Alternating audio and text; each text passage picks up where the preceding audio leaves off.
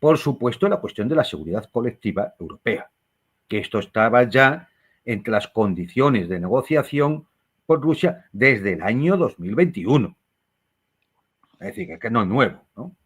Pero además hay cuestiones también muy importantes. Por ejemplo, los tratados START de limitación de armas estratégicas, que, el New START pues está ahí como, digamos, como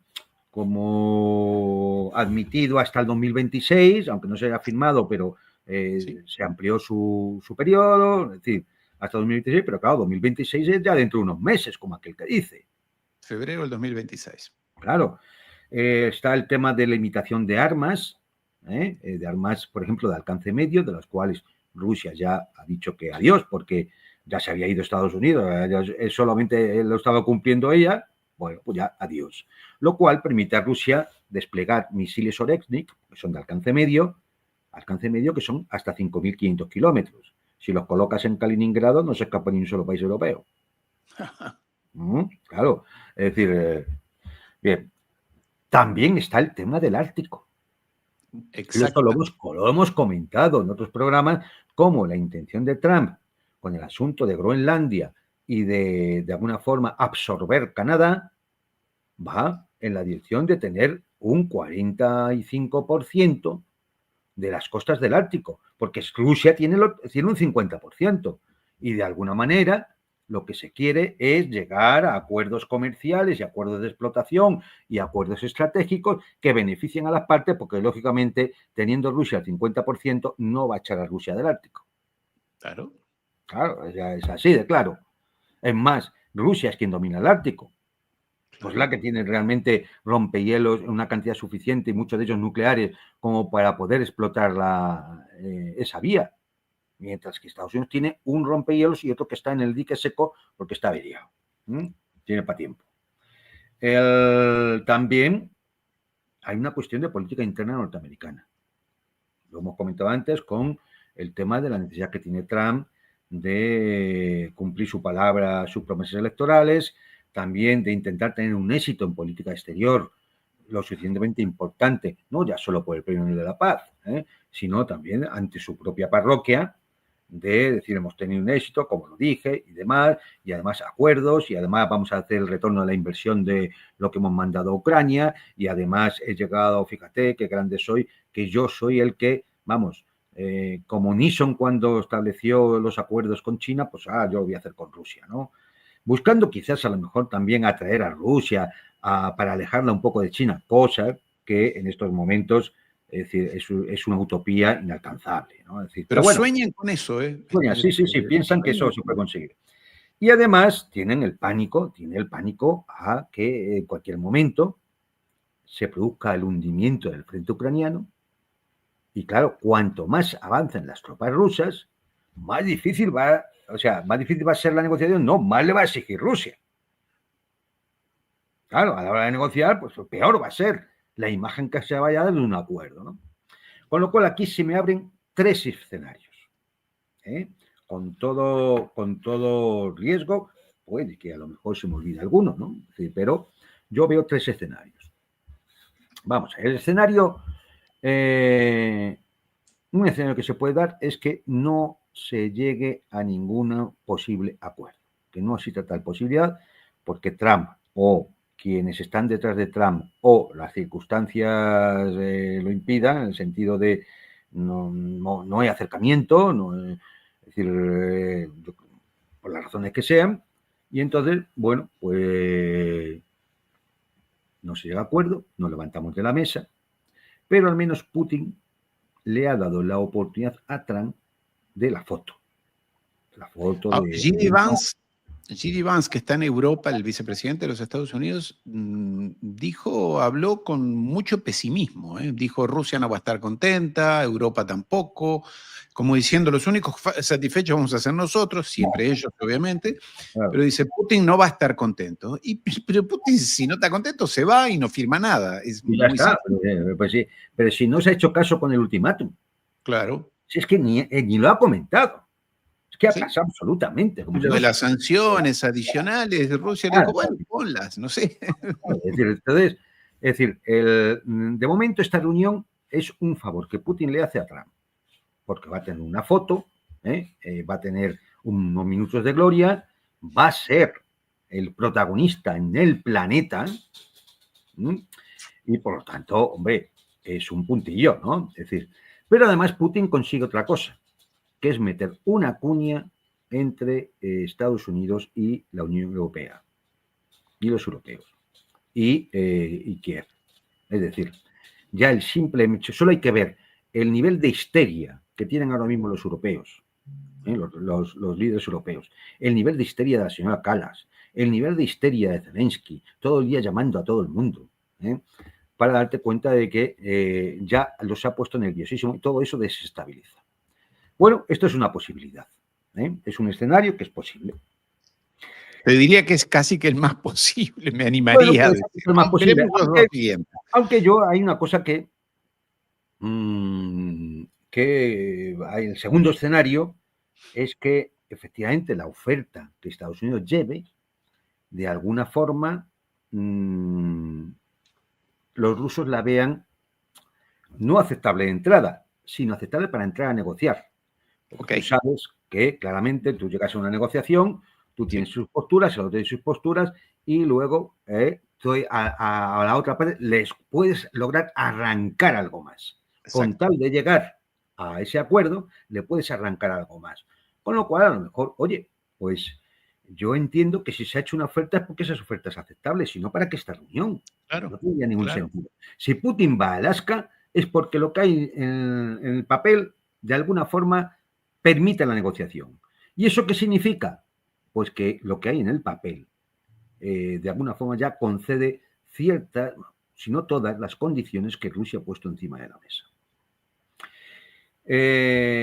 Y además eso permite entrar a negociar todas esas otras cosas que hemos comentado antes. El Ártico, los tratados de limitación de armas, acuerdos comerciales, etc. ¿Cuál es el tercer escenario? Que no hay que obviar, que es que haya un sabotaje a la cumbre. ¿El sabotaje cómo? Hombre, uno puede pensar, no, es que cuando vaya el avión de Trump o el avión de Putin lo tumben, ¿no? O haya un atentado. No me voy a referir a eso, cosas que pueden ocurrir. Bueno, por eso en parte también se habrá elegido Alaska, ¿no? Porque es un lugar bajo... Sí, ahora diré por qué creo que Alaska ha sido elegido, aparte de esas razones comerciales y del tema del Ártico, ¿no? Bueno, pues este sabotaje a la cumbre, ¿cómo vendría? Pues porque las élites globalistas, indignadas, empiezan a mover a sus peones. Y entonces, bueno, pues se inicia una campaña mediática que ya la estamos viendo, es que se está haciendo sin Ucrania, es que los europeos tienen que tener un lugar en la mesa, empiezan a cambiar el significado de lo que se acuerde, es decir, no, es que van a hablar nada más que de territorio, de ceder territorios a Rusia, ¿no? Es que de alguna forma se está premiando a Rusia por la agresión, es que es una victoria de Putin, están intentando atacar al ego de Trump, ¿no? Es decir, te ha ganado la partida, eres tonto. Lo que comenté antes del diario alemán Bild, ¿no? Es que Wizkon no sabe de lo que habla. Los noticiarios americanos van a ser todos imbéciles, es decir, no como los europeos, que hemos visto qué capacidad, ¿no? Hablan de la propuesta de Putin, cuando la propuesta inicialmente es norteamericana, y podrían realizar algún tipo de provocación mediante algún acto terrorista. Es decir, incluso atentados de falsa bandera, pues acuérdate, alguna maternidad, alguna estación de tren, niños muertos, es decir, algún tipo de acto para que toda la prensa dijera, claro, Trump se va a sentar con Putin después de lo que ha hecho. Es decir, podemos estar en presencia de algún tipo de sabotaje de este tipo, que no podemos obviar. Aquí, claro, depende de que muevan esos peones, las élites globalistas muevan esos peones, sean capaces de hacerlo, y que logren arrastrar a Trump o asustar a Trump a la hora de la reunión, ¿no?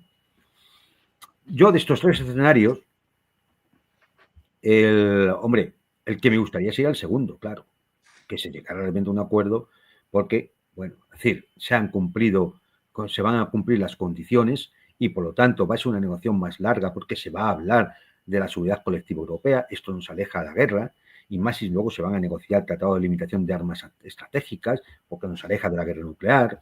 Es decir, sería una especie de comienzo de la distensión, como ocurrió durante la Guerra Fría. Ahora, déjame que te pregunte un aspecto que está en la cabeza de los rusos sin lugar a dudas. Es que todo lo que prometan, firmen, aseguren y se postren por parte de los anglosajones, todos sabemos que mañana lo van a traicionar. El propio Trump va a decir, sí, te doy todo esto, te prometo, te aseguro, te juro, pero después, como son piratas, no les importará dentro de 2, 3 años, además quizás no, Trump no va a estar más, el que venga dirá no, como hizo él con el acuerdo nuclear con Irán, no me gusta, ese acuerdo no vale o ya está. ¿Qué garantías hay? Por eso te decía yo, querido. Rusia ya no va a permitir un Minsk-2. ¿Y cómo lo garantiza? Por eso decía, discúlpame que te interrumpa. Garantías vinculantes, va a exigir garantías vinculantes. ¿Cuáles? Y sistemas de control. Pues, por ejemplo, en un plazo determinado, en Ucrania no deben de quedar más de 50.000 efectivos militares ucranianos, ni bases extranjeras, ni armas estratégicas. Por supuesto, no hay entrada en la OTAN, y eso tiene que ser es decir, igual que el tema del Tratado de Cielos Abiertos. Tú me controlas y yo te controlo. Y en el momento que eso no se esté cumpliendo, es decir, en el propio tratado debe ir que el propio incumplimiento implica la reanudación de la solución técnico-militar, como la llamaba Lavrov, en el año 21, en diciembre de 2021. Luego hay que tener en cuenta una cosa. La recuperación ucraniana para iniciar hostilidades de nuevo con una mínima garantía va a llevar años. Para entonces Trump no estará. Esto puede ser bueno o puede ser malo. Depende quiénes vengan detrás de Trump. Claro. Cosa que no podemos en estos momentos ni siquiera imaginar, ¿no? Porque pero sí que hay una cosa que es que a medida que va pasando el tiempo, el bloque multipolar y la propia Rusia va reforzándose también. Ten en cuenta que si se firma la no entrada en la OTAN, es evidente que luego no va a poder entrar en la OTAN, porque entonces sería reiniciar la operación militar. Pero la OTAN puede entrar en Ucrania. No se van a permitir tropas extranjeras. Pero no, ni de la OTAN ni de nadie. No puede haber tropas extranjeras. Me refería a instructores, todo lo que hicieron desde el 2014 en adelante. Sí, pero que entonces cuando el Minsk-2, que esto fue una engañifa. O llevarse a oficiales del ejército ucraniano a Bueno, entrenarlos pero tienes una limitación en el ejército y una limitación en cuanto al tipo de armamento pesado y estratégico, con lo cual, el momento que tú notes que eso se incumple, estás incumpliendo el tratado. Estás incumpliendo el tratado, has violado el tratado. Pongo de nuevo, no esperar. Es decir, yo creo que Rusia no va a esperar 5 años para decir, Ucrania se ha rearmado. No. Esto ocurrirá sobre la marcha. En el momento que note el primer incumplimiento, actúo. No como Minsk-2, que había incumplimientos permanentes, que incluso los recogía la propia Organización de Cooperación y Seguridad Europea, había incumplimientos, pero Rusia no hacía nada. Tomaba nota, protestaba, pero no se hacía nada. Yo creo que eso ahora no va a ser permisible. Y además pondría en peligro otros tipos de acuerdos que se pueden unirse a este tratado, a estas negociaciones, que son muy sabrosos para los Estados Unidos. Económicos, comerciales, productivos. El Ártico, las tierras raras, todo esto, ¿no? Y además, sin duda alguna, se va a tratar el marco de seguridad estratégico a nivel europeo. Por tanto, no es solamente la cuestión ucraniana. Aquí van a tener que tratarse otros temas que no van a gustar para nada a muchos países europeos. Porque van a significar que lógicamente ya no va a quedar la cosa como está ahora. Por eso, una de las consecuencias de un tratado de ese tipo, muy posiblemente, llevaría al desfondamiento de la OTAN, incluso de su desaparición. Porque ese es el punto. Ese es el punto. Y porque sin OTAN no hay posibilidad de que el tratado sea violado ni nada, porque es decir, porque ningún país, ninguno de los países de la OTAN por sí solos va a actuar de una manera unilateral arriesgándose a una guerra con Rusia.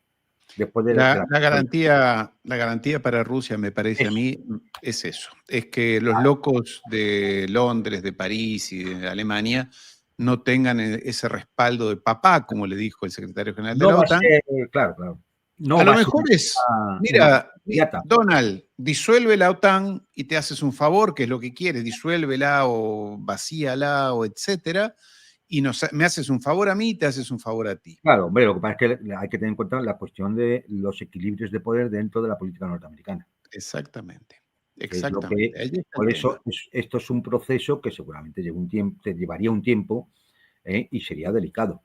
Pero tú lo has dicho ya en otras ocasiones, querido Juan Antonio, la OTAN está condenada o sea, se jugó su futuro y Exactamente, su sí, sí. existencia en Ucrania. Perdió la guerra, bueno, perdió el sentido de ser, de existir la propia OTAN. Claro, no, eso es así. Es decir, que es que, por tanto, bueno, pues esto es lo que. Respecto a la forma que explica un poco por qué esta forma que ha tenido Trump en los últimos tiempos, que parece que íbamos a la guerra, ¿no? Es decir, bueno, pues es que es la forma de negociar de Trump. Aparte de todo lo que he dicho sobre el perfil del personaje, ¿no?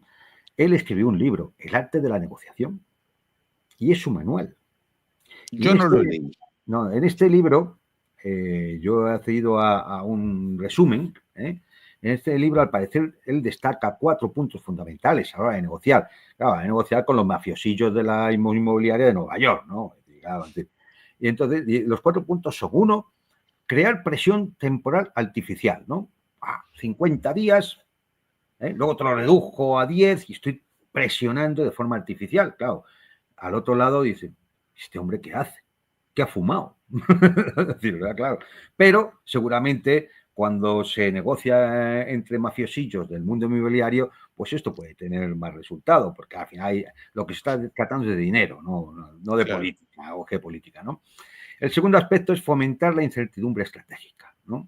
Es decir, llevar una especie de ambigüedad deliberada, ¿no? Es decir, lo mismo mando a Witkoff que suelto a que saque declaraciones Marco Rubio, y entonces todo es imprevisible. De hecho, fíjate que Witkoff iba a ir 2 días antes de cuando fue. Sí. Y lo retrasó, les hizo retrasar 2 días. ¿Por qué? Para enviar una señal, ¿no? La parte estadounidense no quiere seguir un guión rígido. Bueno, lo mando, lo mando. De hecho, si lo iba a mandar el día 6, es porque el día 6 ya Trump tenía decidido que no iba a cumplir el ultimátum. Ahora, querido Juan Antonio, ¿tú crees Espera, que no, eso los impresiona a los rusos? no, eso no nos impresiona, pero él cree que sí, porque es su arte de la negociación, es su manual, claro, es su libro, ¿no? Luego, la rutina del policía bueno, policía malo, ¿no? Claro. Pues intento que sea aquel o que el que vaya, si no lo mando a Witkoff, es decir, esto de. Y el cuarto aspecto es infundir miedo, ¿no? Y entonces saca el tema de los aranceles a India, amenaza a China, los submarinos y todo esto. Bueno, estos son los 4 aspectos fundamentales de su libro, su Pero que manual de aportan negociación. Claro, confusión a él, porque esta gente... el problema del manual de negociación es que cuando tú tienes el libro y ya conoces el manual, pues ya no te impresiona. Sí. ¿Sabes? Es decir, esto a lo mejor, ya digo, entre el mundillo mafiosillo de las inmobiliarias de Nueva York, pues igual tiene algún, porque al fin y al cabo, si te presionan, lo empiezas a pensar en qué cantidad, si vas a perder más dinero o menos dinero, si adelanto el tema. Pero en la geopolítica, que lo que se está jugando uno son cosas muchísimo más importantes Y que para el hace destino de 1000 los años que pueblos. están negociando estos Claro, rusos que han peleado con todos. entonces, claro, este manualillo, pues no va a servir, vamos, es decir, a un coronel del KGB. No tiene sentido, ¿no? Pero bueno, él es así. Efectivamente, el tema de Alaska. Hemos dicho el aspecto simbólico de 2 países que hacen frontera. Es que es así, es que hacen frontera. Hemos hablado de los intereses del Ártico, que ahora mismo están volcados hacia Rusia y Trump quiere atraerse parte de esa tarta, ¿no? También para Estados Unidos, ¿no? Pero también otra cosa fundamental. Alaska es un sitio muy lejos de la Unión Europea y de Kiev, Claro. donde no hay élites globalistas interfiriendo, ni espías del MI6, ni posibilidades de sabotaje, ni de filtraciones. Es un Estado republicano, el más republicano de todos. Sí. Es un Estado pro-Trump. La seguridad allí va a ser absoluta.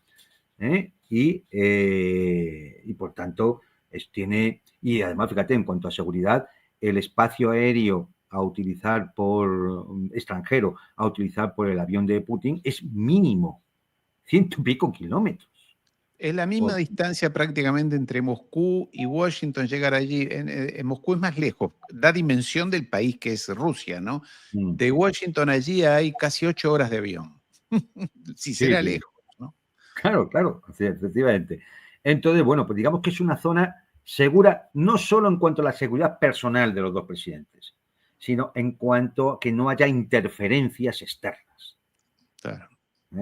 Eso ha sido, yo creo que es un factor muy importante que ha tenido que ver en todo esto, ¿no? Ahora, yo te quiero hacer una pregunta más, una más entre tantas, querido Juan Antonio, que no has mencionado y que es clave, las sanciones. ¿Se las van a quitar? ¿Las van a reducir? ¿Algunas sí? No, por supuesto. Es decir, el momento que hubiera, a ver, quizás no se retiren el primer día del que se haya un inicio de negociación para un alto el fuego, pero el día que se firme el Tratado de Paz, ten por seguro que Estados Unidos levantará todas las sanciones. O sea, está entre los temas a debatir. Integrará el funcionamiento de la distribución y los canales de comerciales entre los dos países y con otros, e incluso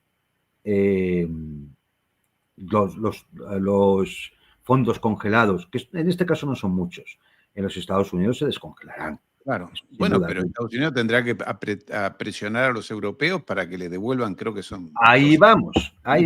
Mirad. Ese es el otro capítulo. No, dentro del tercer escenario del intento de sabotaje es que se llega a un acuerdo en Alaska de iniciar las negociaciones y demás, y entonces la Unión Europea y Kiev digan que no, que se niegan absolutamente. ¿Qué va a hacer Trump en ese momento? Ese es el tema. ¿Qué va a Bueno, hacer? algo de eso pasó allí en abril del 2022. Ya había un acuerdo entre Rusia y Ucrania y Sí, Boris Johnson y todo eso, ¿no? Pero entonces estaba Biden. ¿Ahora qué va a hacer Trump? Presionar a los europeos para decir, no, hasta aquí se ha llegado la cosa. Y entonces puede provocar, uno, que deje de suministrar armas a Ucrania, dos, que tenga un choque con los europeos más gordo de los que ya ha tenido hasta ahora. Y, por supuesto, Zelensky que ya es persona prescindible, pasaría a ser un enemigo. Que con todo lo que te ha ayudado y todo lo que me he gastado, ¿tú ahora me vas a hacer esto? Bueno, pues será por eso que empezaron a ver en la prensa acusaciones de corrupción de él, de su entorno, que está muy fuerte, como que Sin duda alguna. Es decir, los problemas de corrupción del régimen de Kiev no son de hoy ni de hace 3 años. No ni son se enteran. solo de Zelensky, porque ya en la época de Poroshenko ya eran así. Y en la época de Yatsenyuk ya eran así. Y en la época de antes del Maidán también eran así. Porque, según Transparencia Internacional, Ucrania era el país europeo más corrupto. Sí. Con lo cual, debe ser muy sencillo para los servicios de inteligencia norteamericanos, que dominan precisamente las agencias anticorrupción en Ucrania, empezar a sacar. Claro. Y limarlo, ¿no? Empezar a gastarlo, a cepillarlo. Y entonces, bueno, pues la negativa, si hubiera un avance en la negociación, la negativa europea y de Kiev a eso puede significar todavía una salida peor para ellos.